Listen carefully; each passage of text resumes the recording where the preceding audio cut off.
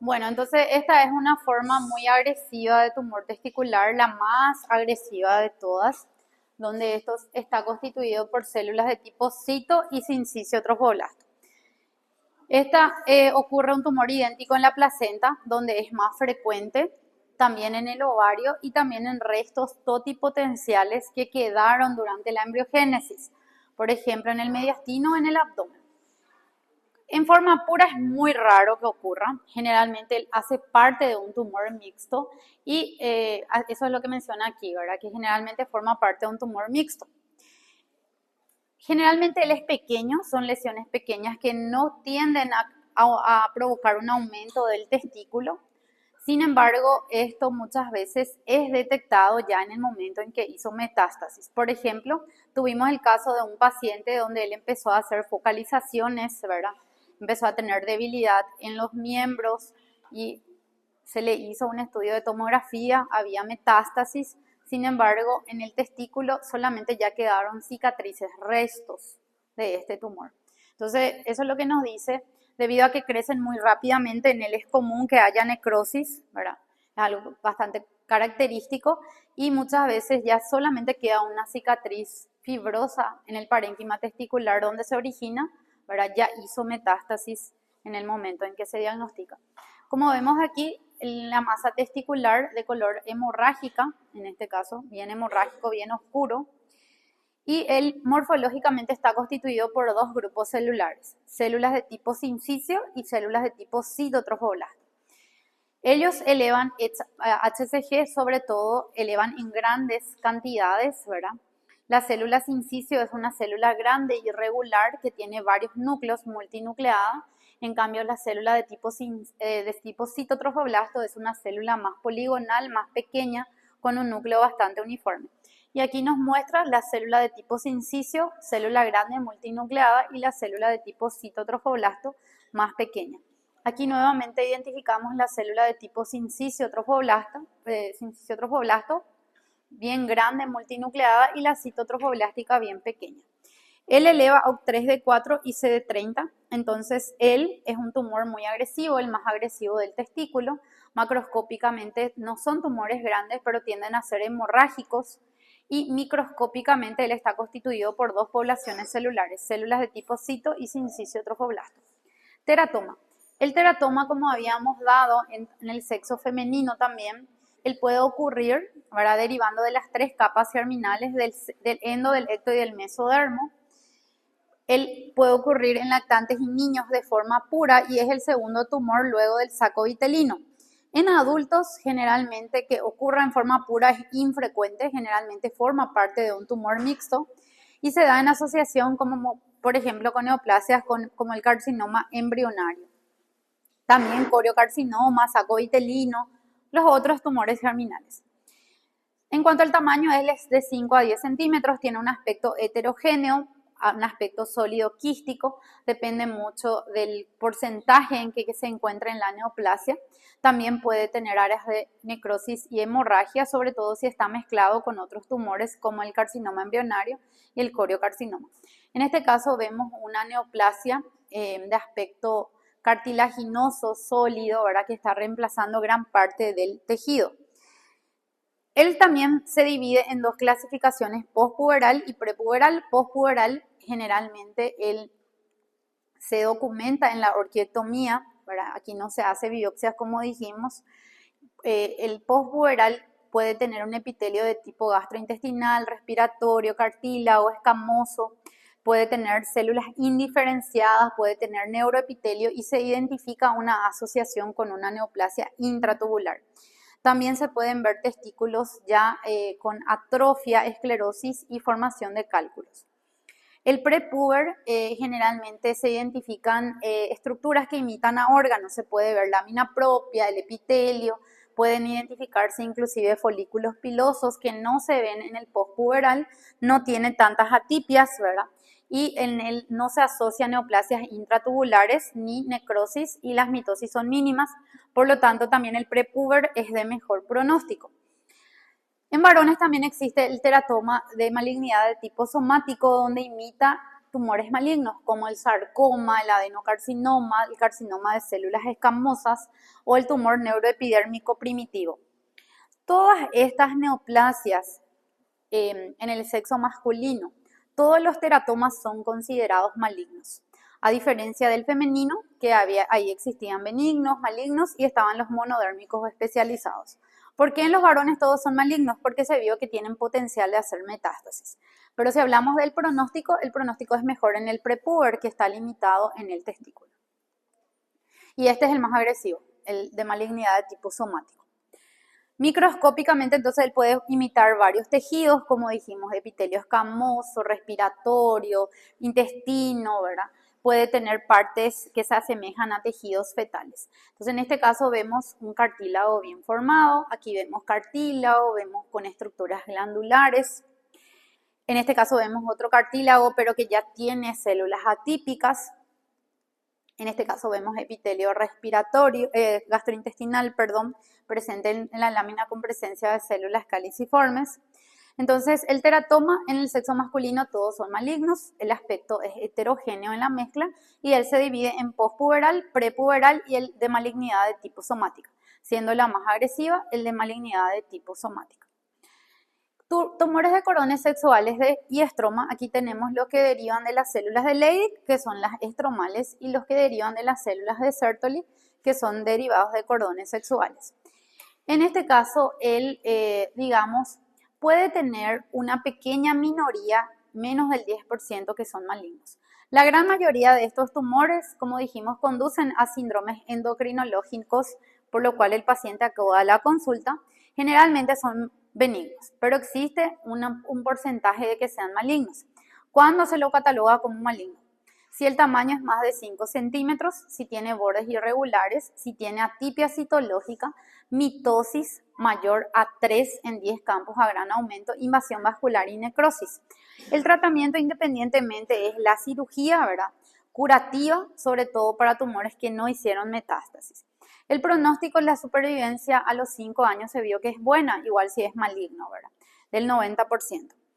La edad aquí ya es muy relativa, puede ocurrir desde los 20 hasta los 60 años, ellos pueden elaborar andrógenos, una mezcla de andrógenos y estrógenos, y la presentación más común es el aumento del tamaño del testículo, pero en algunos pacientes la primera sintomatología es el aumento de tamaño de las mamas, hace ginecomastia. Por ello, todo paciente que tenga ginecomastia debe de ser evaluado los testículos para buscar la probable causa, ¿verdad? También puede provocar precocidad sexual, por ejemplo, algunos son niños, ¿verdad? Son bien jovencitos, ¿verdad? Vamos a decirlo así, y ya empiezan a tener barbas, ¿verdad? Ya empiezan a tener una sexualidad bien marcada siendo niños, ¿verdad? O adolescentes. Macroscópicamente, entonces, son tumores bien circunscriptos, el tamaño es pequeño, menor a 5, por ello es que el aspecto generalmente es homogéneo si hablamos de un tumor benigno de color dorado. Ahora tenemos los criterios que nos pueden sugerir la malignidad como un tamaño grande, mayor a 5, los márgenes irregulares, la hemorragia y la necrosis y si hay extensión fuera del testículo. Entonces aquí vemos, por ejemplo, dos casos. En uno de los casos, un tumor que ocupa gran parte, ¿verdad?, del parénquima testicular de color amarillo dorado y en el otro caso un tumor sólido que tiene un color más amarronado.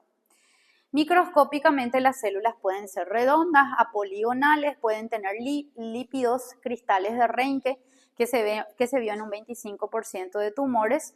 También él puede tener un crecimiento difuso y poligonal, nodular de células poligonales, donde pueden estar presentes los cristales de Reinke y él tiene inmunohistoquímicamente positividad para la inhibina A, la calretinina, el melan A, el SF1 y el AR también es positivo. Entonces, en este caso vemos un tumor de células de Leydig con un citoplasma claro, células poligonales, eosinofílicos de aspecto benigno, donde dijimos que la gran mayoría son benignos.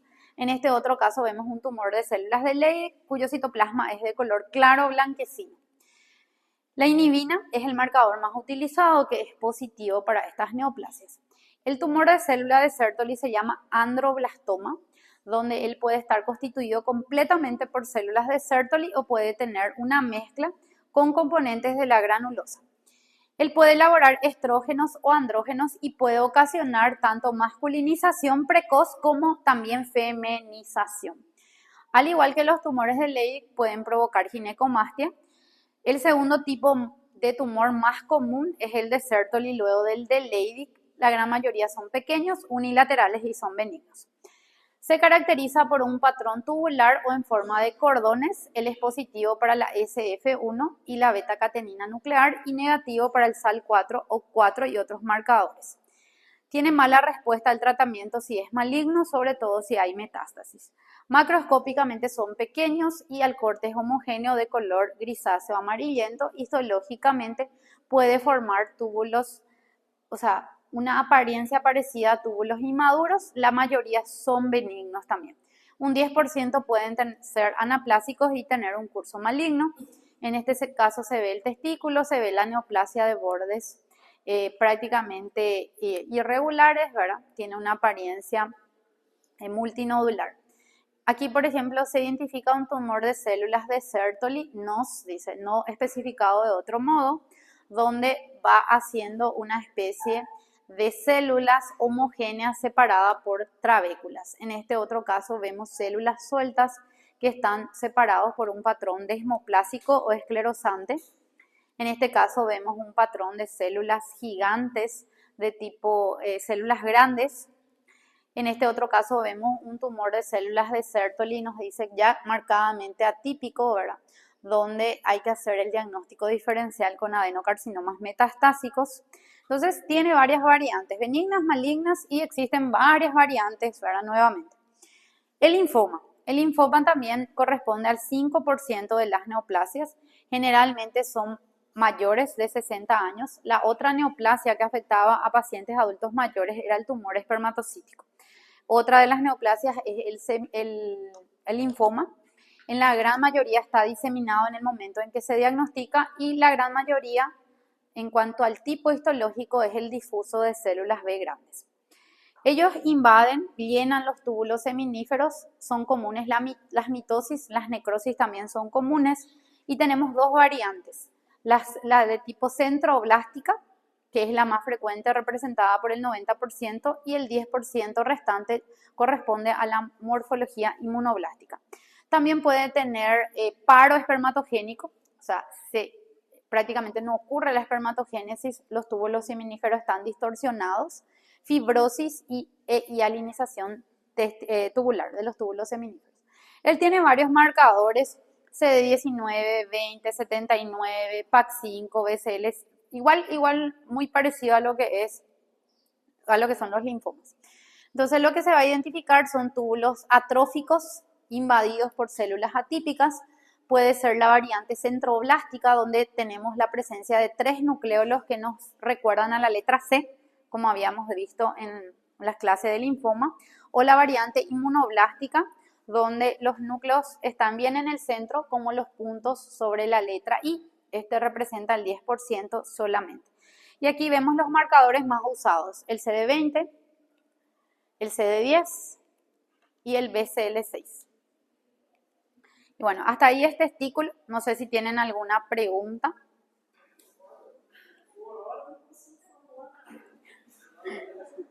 Bueno, vamos rápidamente a patología placentaria. Bueno, aquí tenemos el corangioma. El corangioma sería algo parecido a lo que ocurre en el hemangioma en la piel, pero es en la placenta. En la placenta, como es un órgano transitorio que se forma durante el embarazo, también pueden ocurrir las neoplasias. Es asintomático. Es asintomático completamente esta neoplasia, ¿verdad? Cuando es grande, puede llegar a medir más de 4 centímetros y provocar complicaciones hemodinámicas en el feto. Son masas esféricas, ovaladas, puedes tener dos disposiciones, subcoriónico o marginal. Tiene un aspecto carnoso, rojizo como cualquier tipo de hemangioma. Y el tamaño es variable, puede que sea pequeño de 1 o puede que sea grande hasta 10 centímetros. Lo habitual es que la mayoría mida menos de 4. Aquí, por ejemplo, vemos una placenta aparentemente de aspecto normal, pero esto no es normal. Si acercamos, vemos una masa polilobulada hemorrágica al corte, es homogéneo, es hemorrágico y histológicamente, como macroscópicamente se ve que es un nódulo bien delimitado, tiene estroma, tiene trofoblastos, puede observarse infarto, fibrosis, hialinización, calcificación, puede haber trofoblasto, inclusive puede haber una atipia en esos trofoblastos. Pero, por eso dice aquí, no se reportó que tenga transformación maligna, simplemente se lo informó como un corangioma atípico en aquellos que tenían leves atipias.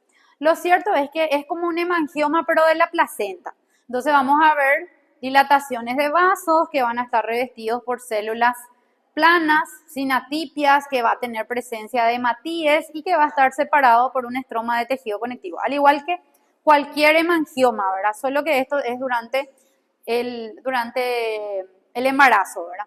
Entonces se ven vasos revestidos por un epitelio simple plano y podemos encontrar presencia de células trofoblásticas, de células de tipo o sea, células trofoblásticas de la placenta normal que están mezcladas, ¿verdad? Cito sin sitio. Porque cito y sin sitio son células de la placenta normal. Entonces aquí vemos vasos llenos de sangre separados por tabiques de tejido conectivo, revestido por un epitelio sin atipias. Aquí también vamos identificando esa formación de vasos, ¿verdad? Tienen un aspecto cavernoso, ¿verdad? Como un hemangioma cavernoso. Molas. Molas son patologías que ustedes ya estuvieron viendo en el laboratorio. Tenemos la parcial y tenemos la total. La mola parcial es una enfermedad trofoblástica gestacional donde las vellosidades son anormales y tenemos poblaciones de vellosidades que están agrandadas y que tienen una hiperplasia trofoblástica leve. La mola hidatidiforme parcial es donde un óvulo normal es fecundado por 2 espermatozoides o un espermatozoide que duplica su contenido. Y esto fenotípicamente es incompatible con la vida. Cuando ustedes entren en ginecología y obstetricia el año que viene, ¿verdad? En el cuarto, van a andar el aborto. ¿Qué es el aborto, verdad? Van a definir el aborto, ¿verdad? ¿Qué es la pérdida gestacional, verdad? Etcétera. Y eso se vuelve a dividir, tiene muchas clasificaciones, completo, incompleto, espontáneo, en gineco, ¿verdad? Y lo que quiero que sepan es que una de las causas del aborto es la mola. O sea, la mola va a terminar en un aborto. No es compatible con la vida, ni la parcial ni la total. Ahora, el problema es que muchas veces, ¿verdad? Y lo digo por la experiencia misma, los varones le culpan a las mujeres por todas las pérdidas gestacionales que puedan ocurrir. Y les digo porque muchas veces nosotros recibimos restos ovulares, porque se llaman restos ovulares a las pérdidas, el aborto, y viene el papá, quiere saber por qué murió el bebé. Y siempre es la mujer, le culpan a la mujer, ¿verdad? Y justamente aquí este es un caso donde nos habla que el óvulo era normal. El problema es el espermatozoide en la mola parcial, ¿verdad? Y hay veces que son causas genéticas mismas, ¿verdad? El bebé, la malformación, el corazón que no es compatible, tiene un síndrome raro que no va a ser compatible con la vida. O hay veces, una vez me acuerdo bien que vino un señor muy prepotente y le culpaba a la esposa y la esposa llorando y el bebé, el cordoncito se le atoró y le estranguló, ¿verdad? O sea, eso fue ya más bien por el cordón que era muy largo, ¿verdad? O sea, todo eso ustedes van a estudiar el año que viene en ginecología, pero lo que les quiero decir es que no siempre va a ser la mujer, ¿verdad? Porque hay muchos hombres que son muy machistas y le culpaban a la mujer, a la mujer, a la mujer. Y aquí justamente vemos un caso, ¿verdad? Donde nos habla que el óvulo es normal. Aquí el espermatozoide es el problema, ¿verdad? Entonces, hace que haya un genotipo triploide diándrico incompatible con la vida y vamos a tener vellosidades que tienen un aspecto de hidrópico agrandado que está mezclado con vellosidades de aspecto fibrótico. Y entre ellos podemos ver vellosidades que tienen un aspecto completamente normal, ¿verdad? Como si fuese una placenta normal. Pero vamos a tener 2 poblaciones, grandes hidrópicas con formación de cisternas y vellosidades fibróticas. Aquí tenemos que hacer el diagnóstico diferencial con la mola completa donde el P57 es negativo y con el aborto hidrópico donde el P57 es positivo. Y para tener la causa de la muerte fetal, si es una mola, se tiene que enviar la pieza quirúrgica de manera fresca sin fijar con formol a estudios especiales. Aquí en Paraguay hay un solo lugar donde se hace eso, ¿verdad? Que es el IX, que es un instituto que está en Asunción. Y así hay lugares solamente en el Brasil, no va a ser que en todos los lugares se haga, ¿verdad? Eso es por si uno quiere saber por qué fue la pérdida o cuando hay pérdidas consecutivas, ¿verdad? La mujer está buscando embarazarse, no puede, ya tiene 2 pérdidas, entonces se quiere saber la cosa. Entonces la mola parcial, vamos a tener que el tejido placentario es inmaduro, no se parece a una placenta normal, ¿verdad? El volumen es intermedio entre un aborto hidrópico y el de una mola completa y pueden estar partes fetales y saco gestacional. ¿Qué significa eso? Que se puede encontrar el feto y se puede encontrar la placenta. O sea, que cuando generalmente la paciente va a tener un sangrado irregular, va a tener pérdidas rojas por vagina, dolor bajo vientre que le va a llevar a la consulta. Y ahí se programa, ¿verdad?, para poder hacer un legrado.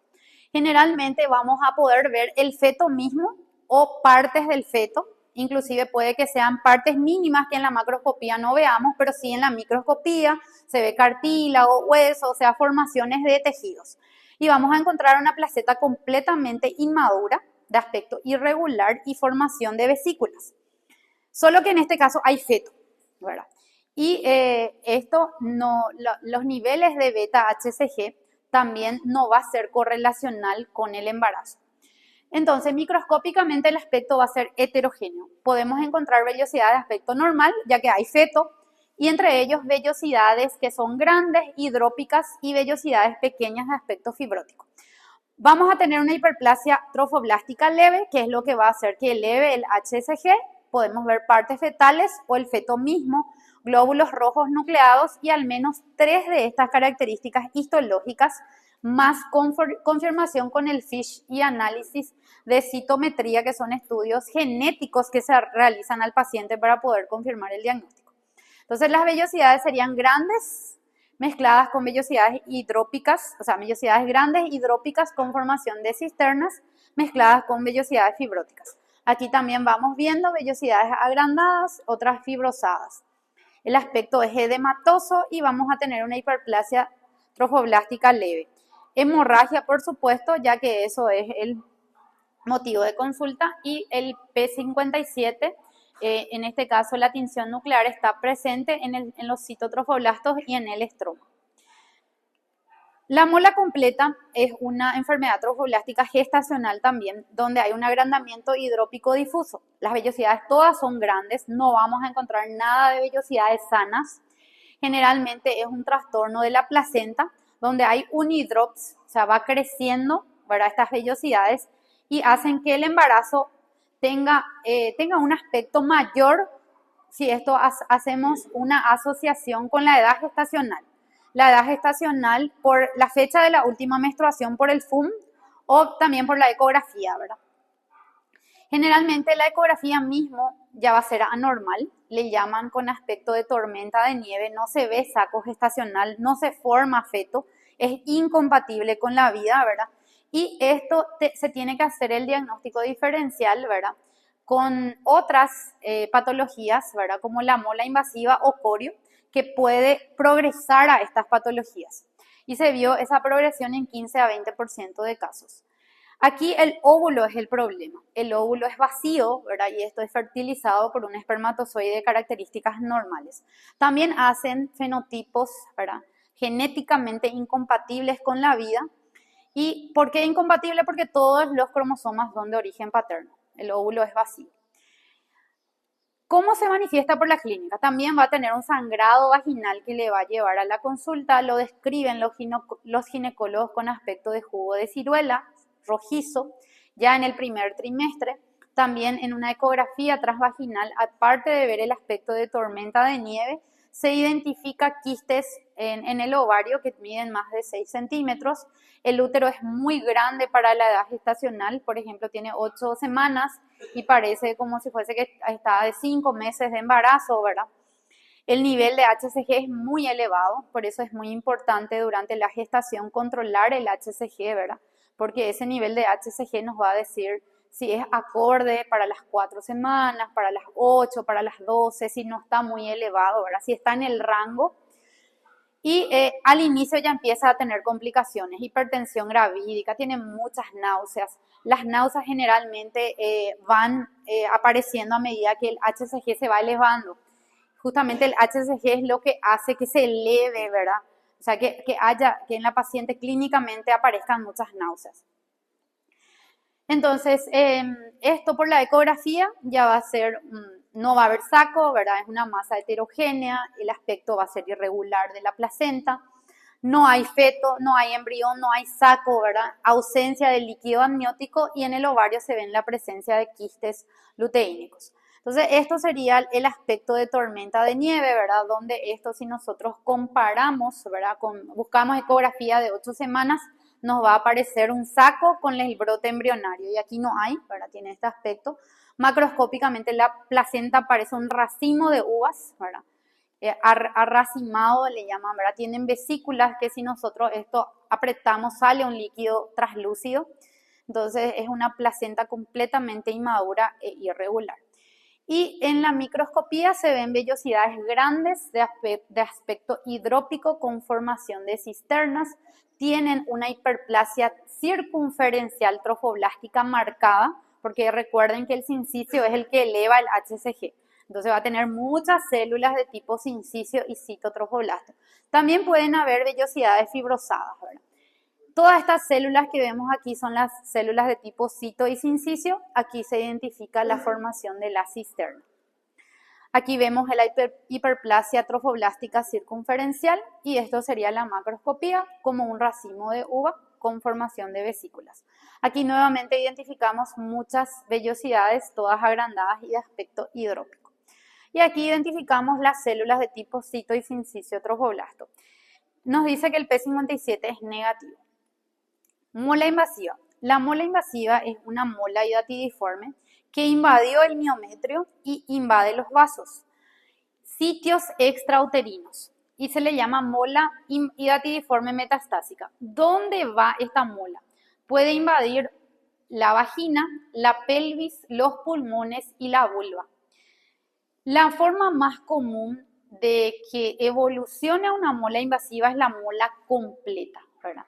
Donde esto se presenta como un HCG elevado, persistente, luego de una pérdida. Ya perdió el bebé, ¿verdad? Sigue la paciente con sangrado, sigue con náuseas, entonces se hace un estudio y sigue elevado la HCG.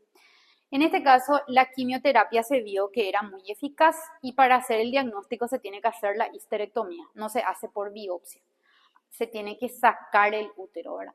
La presentación es de un sangrado vaginal y una HCG que sigue estando elevada por más que ya se perdió el bebé, ¿verdad? Ya hubo la pérdida, se ve macroscópicamente como una lesión hemorrágica, erosiva, puede identificarse ya por una ecografía transvaginal que hay invasión del miometrio, ¿verdad? Inclusive puede llegar a perforar el útero y se puede observar las vellosidades hidrópicas. Así es en la pieza quirúrgica, entonces esto solamente el diagnóstico es por la macro y por la micro, ¿verdad? O sea, se tiene que sacar el útero, va a una histerectomía y se identifica una masa, como ven ahí, sobrelevada, exofítica, ¿verdad? La presencia de vellosidades con trofoblastos en este miometrio invadiendo es lo que nos va a llevar al diagnóstico de mola invasiva. Generalmente puede que haya molas metastásicas de ubicación extrauterina. Entonces, básicamente se ven las vellosidades hidrópicas edematosas, lo mismo que ustedes vieron en la mola. Vellosidades grandes, edematosas, con hiperplasia trofoblástica, pero se puede ver en el miometrio, en la vagina, por ejemplo, ¿verdad? Entonces, a eso se le llama mola invasiva. En este caso se ve invadiendo la pared del miometrio la presencia de la vellosidad, ¿verdad? Que puede tener todos los componentes, células, citos, inciso, trofoblasto. Coriocarcinoma, que es donde no queremos llegar. El coriocarcinoma es una forma agresiva de neoplasia de la placenta. Está constituida por células cito, sincicio y trofoblasto intermedio. Es una neoplasia trifásica, donde tenemos los tres componentes, cito, sincicio y trofoblasto intermedio. Y generalmente puede ocurrir de embarazos anteriores. Por ejemplo, una paciente que tuvo un embarazo normal, nació el bebé, igual puede hacer un corio después. O de una mola completa más común. Puede ser de una mola parcial también, pero lo más común es que sea de una mola completa.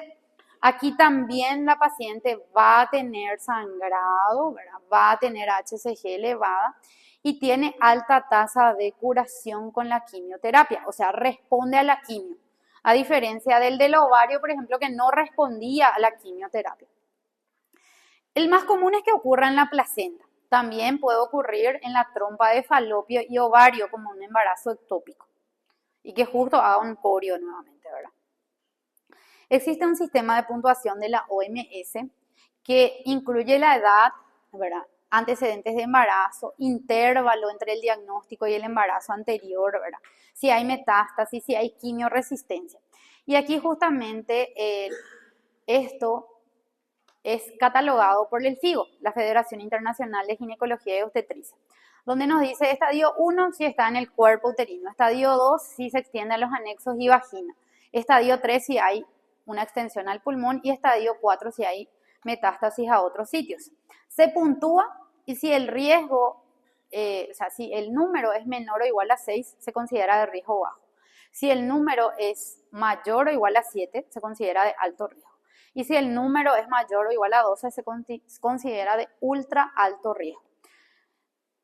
Ya enseguida les muestro cuáles son los criterios, ¿verdad? El pronóstico depende de la edad de la mujer, ¿verdad? Si es una edad avanzada, es de peor pronóstico. Si es de un embarazo que no molar, fue un embarazo normal, ¿verdad?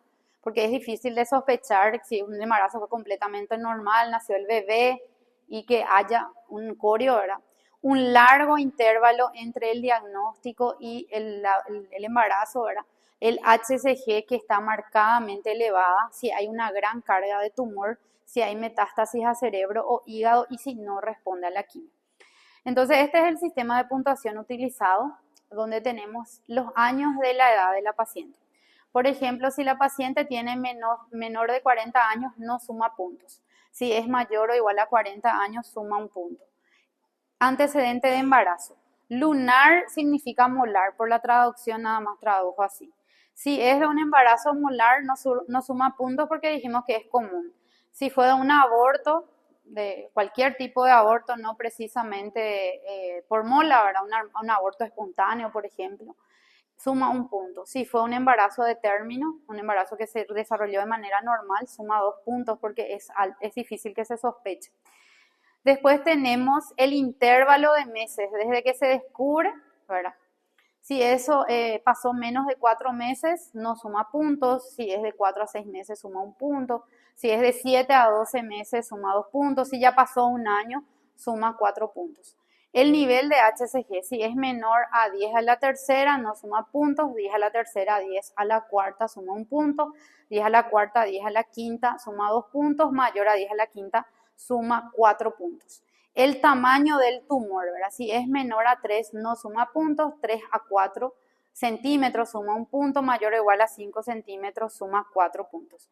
Si hay metástasis, si es en pulmón, no suma puntos. Si es en vaso y riñón, o sea, órgano que es más raro que haga, suma un punto. Si es tracto gastrointestinal, 2 puntos. Hígado y cerebro, suma 4 puntos. El número de metástasis, ¿verdad? Si hay una metástasis de 1 a 4 suma un punto, 5 a 8 metástasis suma 2 puntos, mayor a 8 metástasis suma 4 puntos. Respuesta a la quimio, por ejemplo, si es resistente a una droga única, suma 2 puntos. Si es a mayor o igual a 2 medicamentos, suma 4 puntos. Y así esto es lo que se grada según el sistema de FIGO, el sistema de Federación de Ginecología y Obstetricia. Macroscópicamente son tumores muy rojizos, carnosos, sangrantes. El intraplacentario puede ser una lesión sutil hasta ser ya una masa bien delimitada con infarto, ¿verdad? Y se ubica más comúnmente en el fondo uterino, en el endomiómetro. Se puede ver así, como una masa rojiza sangrante en el fondo del útero, o se puede ver ya como una gran masa que reemplaza prácticamente gran parte del útero o que ya se extiende hacia el canal endocervical, exocervical. Esto sería en el caso de nos dice aquí, fue una imagen, un tumor friable que se rompió durante un procedimiento. Este fue en el caso de una trompa de un embarazo ectópico tubárico. En la placenta también se puede ver con una masa con las mismas características, bien sangrante, bien hemorrágica. Y vamos a ver las tres poblaciones celulares, citocincicio y trofoblasto intermedio. No hay vellosidad sana. Ese es un criterio muy útil, que prácticamente no existe vellosidades normales. Patrón infiltrativo, destructor del estroma, mitosis altas, ¿verdad? Antecedentes de necrosis y hemorragia que se van a identificar. Y prácticamente nuestro útero o una placenta donde esté el tumor, donde se identifique, se va a ver gran parte de necrosis, hemorragia, células cito y sincicio trofoblástica, más trofoblasto intermedio, células bien atípicas con numerosas mitosis, necrosis frecuente, ¿verdad? Y hasta ahí es placenta. ¿Alguna pregunta que tengan? Porque estamos contra reloj, tengo que ir a terminar lo que es pielonefritis, ¿verdad? Cada clase, para terminar con ustedes, tenemos que ir prácticamente así a la luz del,